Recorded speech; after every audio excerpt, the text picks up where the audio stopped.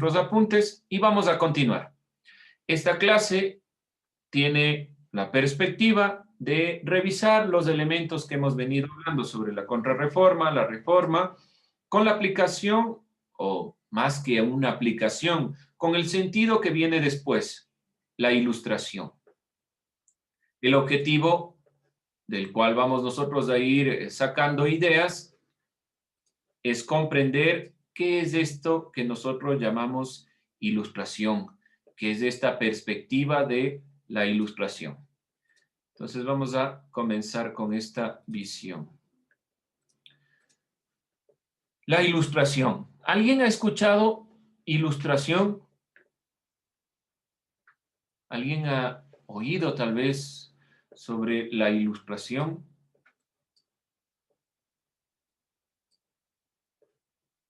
Nadie. ¿Qué me dice Jorge? ¿Ha escuchado sobre la ilustración? Como que me suena, pero realmente no. Como que les suena, como que por ahí alguna vez hemos oído algo sobre esto. Tomarán en cuenta, es uno de los ámbitos más importantes y cuando nosotros revisábamos algo del tema en ciudadanía sobre la incursión que tuvieron los pensadores en América Latina para la independencia, hablábamos de que era un pensamiento ilustrado, por ejemplo, el pensamiento de Eugenio Espejo. Ahora vamos a ver realmente qué es esto que llamamos ilustración. Para comenzar, debemos nosotros revisar algunos antecedentes. No se olviden ir tomando apuntes para ir sacando nuestro organizador. Estos antecedentes yo los enuncio desde lo que hemos visto, desde lo que ya hemos planteado. Y me parece que la contrarreforma es uno de los elementos que podemos puntualizar como un antecedente importante. ¿Qué era la contrarreforma? No se olviden. Concilio de Trento, 1545. Este concilio, esta agrupación, que priorizó algunos elementos. ¿Cuáles eran estos elementos que se priorizaron? A ver, vamos viendo qué nos dice señor Cano. ¿Qué pasó en el Concilio de Trento?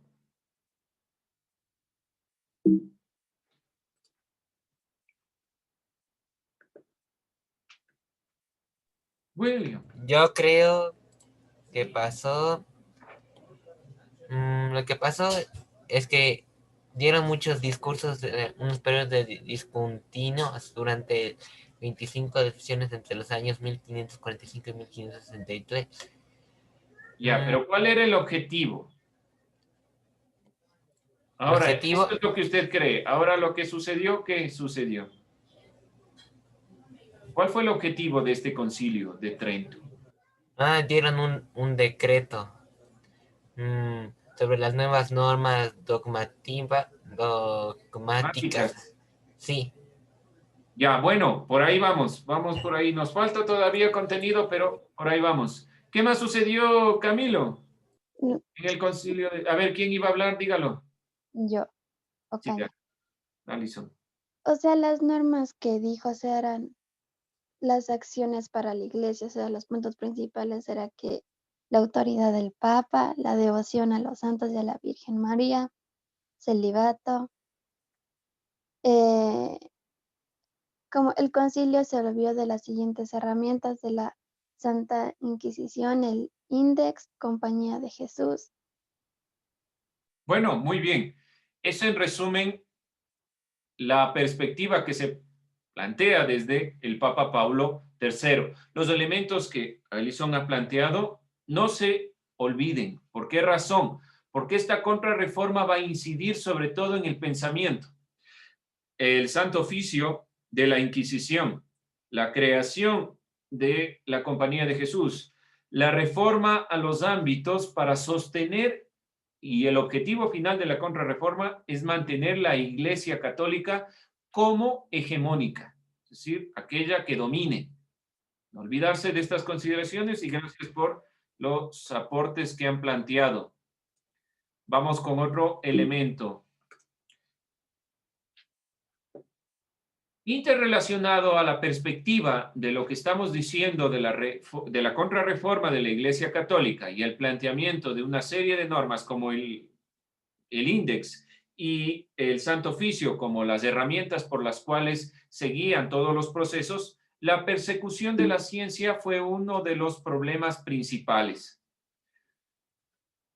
Existió una persecución a los científicos por el Tribunal del Santo Oficio de la Inquisición.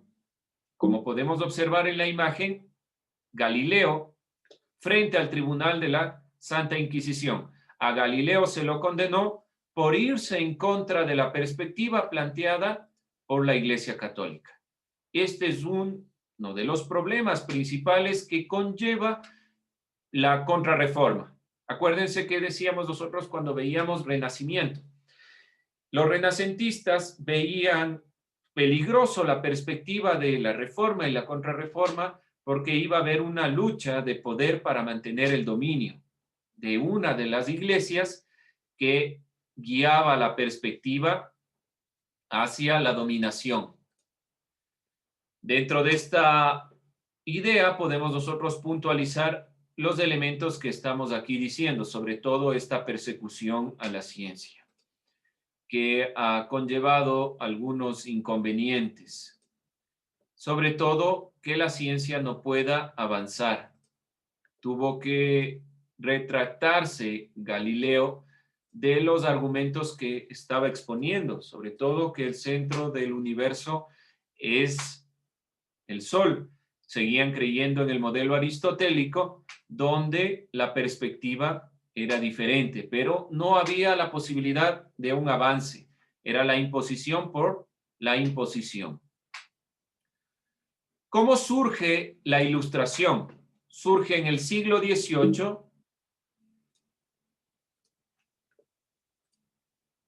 Podemos decir que propiamente la Ilustración quiere decir, es decir, su significado etimológico es alejar la ignorancia y la superstición de la humanidad.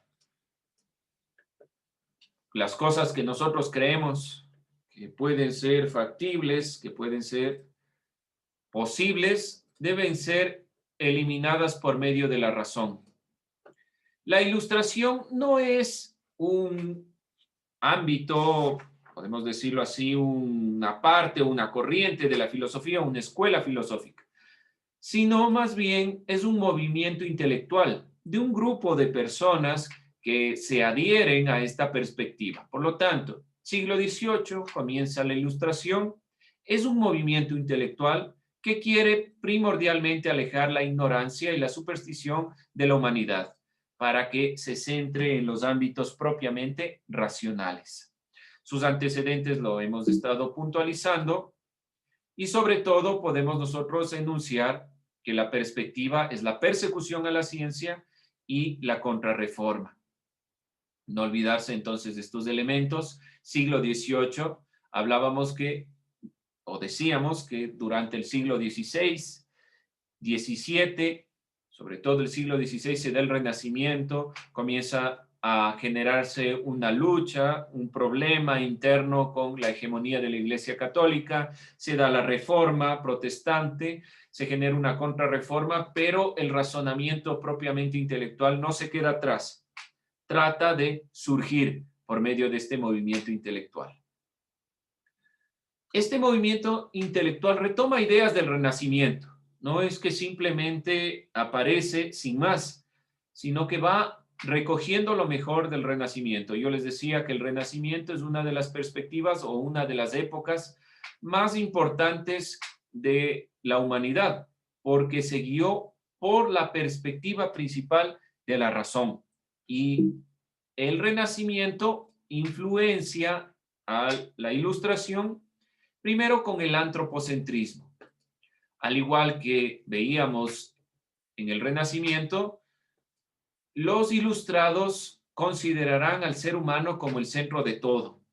No es la religión, aun cuando hay filósofos y pensadores religiosos o creyentes, por decirlo de alguna forma, que no han negado la existencia de Dios dentro de la Ilustración, el punto central será el ser humano.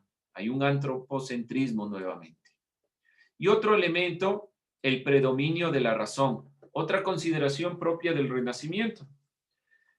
En el Renacimiento había diferentes elementos que estaban interrelacionados. Por ejemplo, la filosofía. ¿Qué otro elemento veíamos?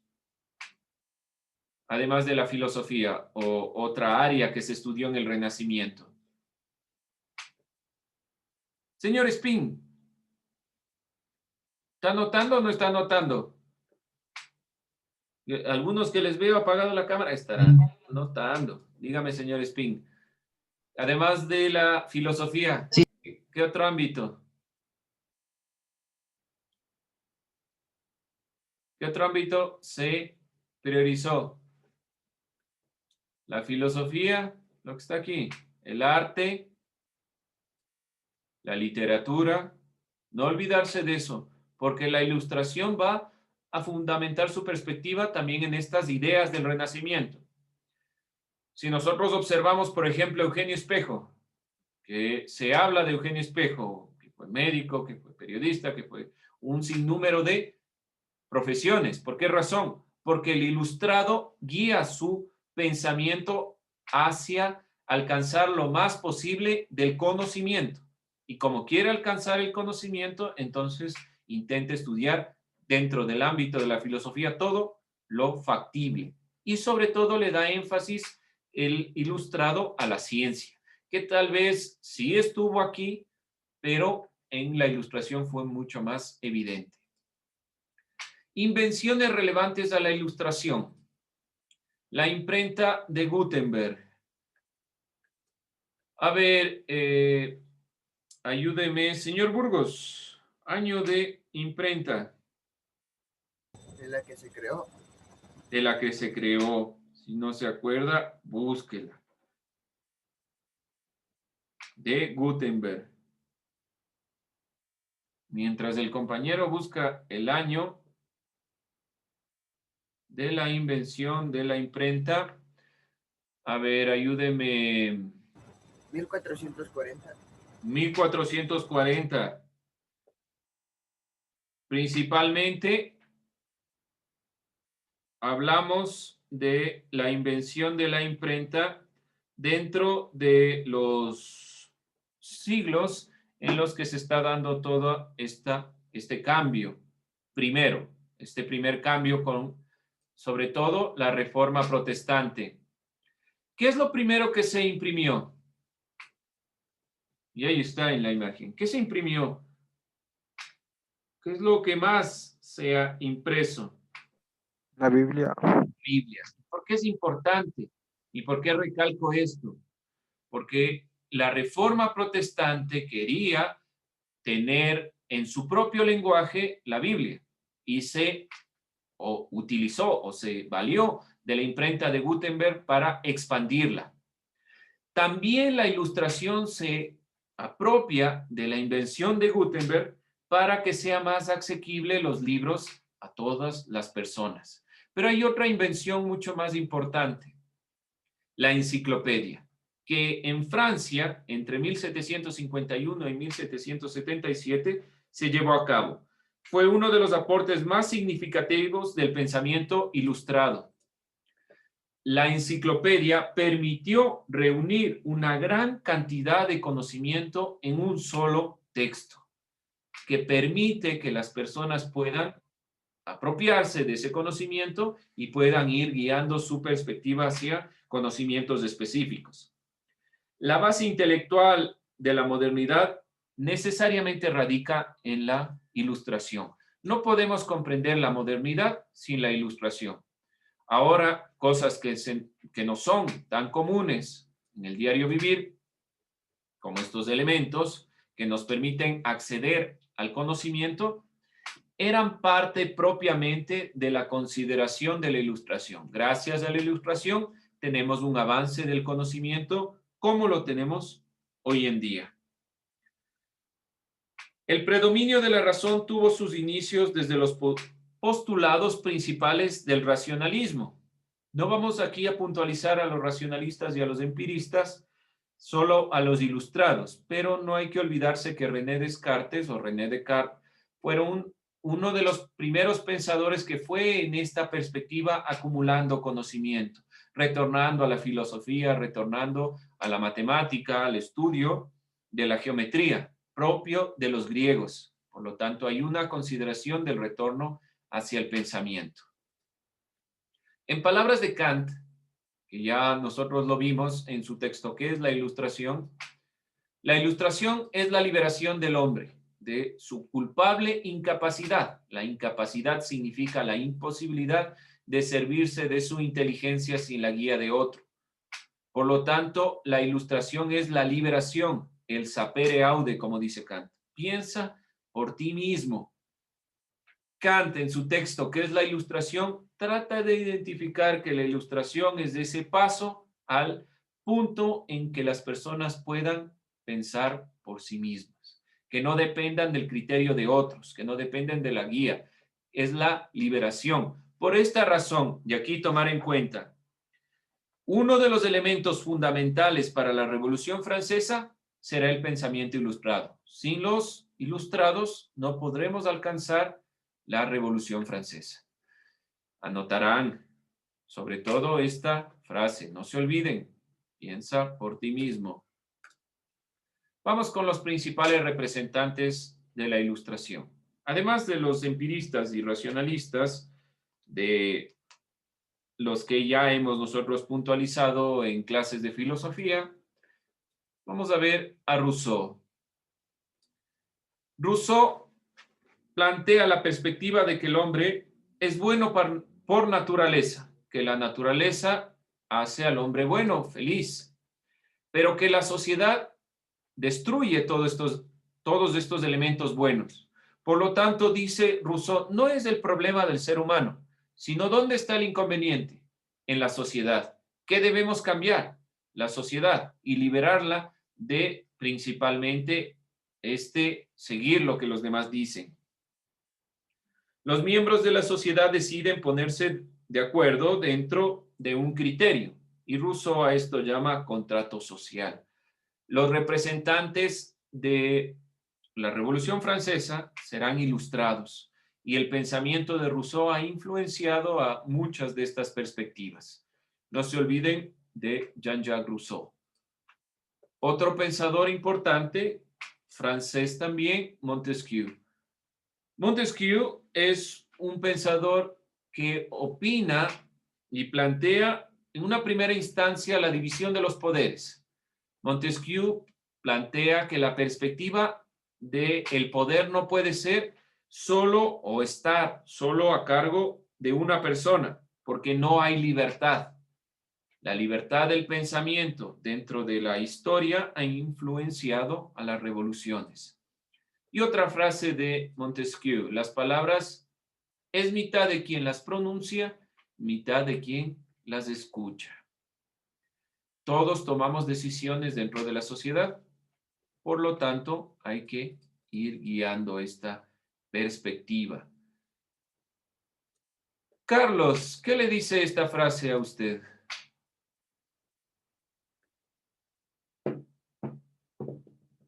La que vemos aquí, las palabras es mitad de quien las pronuncia.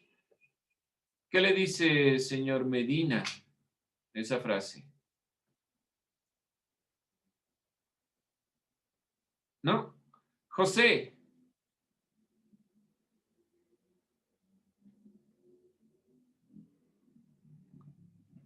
De cierta forma tenemos alguna responsabilidad en las cosas que se nos dice de alguna forma. Ya hay que tener responsabilidad de las decisiones que tomamos, por más que sean supuestamente tomadas por el resto, todos estamos en la libertad de decidir si nos adherimos o nos contraponemos. Estos elementos son propios de la Revolución Francesa. Y finalmente vamos a ver a otro pensador, a Voltaire. Como les digo, hay varios pensadores también dentro de la Ilustración, pero ellos son los más relevantes. Voltaire, opuesto a la censura y al despotismo principalmente guiado por la perspectiva de la libertad de pensamiento y que no exista un gobierno totalitario que limite las normas, las leyes, que abuse por autoridad. Eso es despotismo.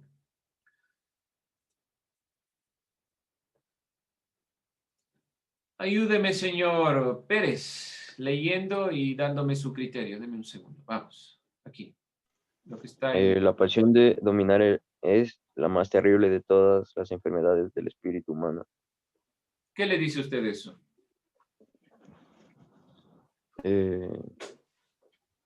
Que sean los humanos con el fin de buscar el poder, a veces hacen malas cosas o algo así, profe. Bueno, algo así. Sí, por ahí estamos. Ayúdeme finalmente con su criterio, Daniela Tipantota. ¿Qué querrá decir Voltaire ahí? En lo que dice la pasión de dominar. Sí. ¿Qué le dice usted esa frase?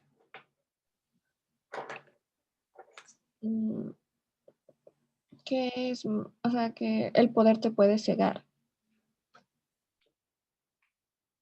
Del poder te puede cegar. Algo estamos, pero no tan del todo cerca. La capacidad de interpretar que tengan ustedes las frases o las ideas o los criterios, habremos avanzado mucho en filosofía. ¿Sí? Vamos, ¿alguien más? ¿Qué quiere decir Voltaire aquí? ¿Qué querrá decir Voltaire aquí?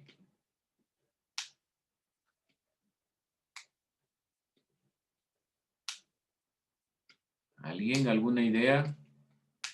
¿Qué nos dice este pensador?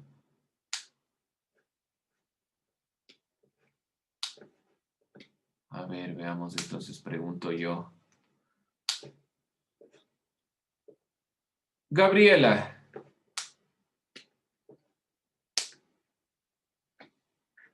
¿Qué le dice a usted? La frase que ve ahí.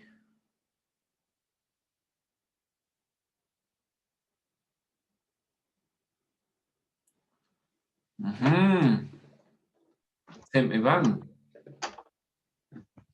Pa, ayúdame. A ver, vamos. ¿Alguien más? William. Según lo que dice Voltaire, es que el hombre, para llegar a que tiene ganas de tanto poder que no sabe, que no le importa el costo, no le importa si sea bueno o malo, o si tiene que, ya sabe, matar o hacer daño a gente. Lo que le importa es el poder, su ambición lo corrompe. Bueno, William. Bueno, ¿tenemos alguna ¿Puedo idea? decir algo? Claro que sí, Alison. O sea que es una persona que se cree líder y quiere dominar al mundo así con sus acciones.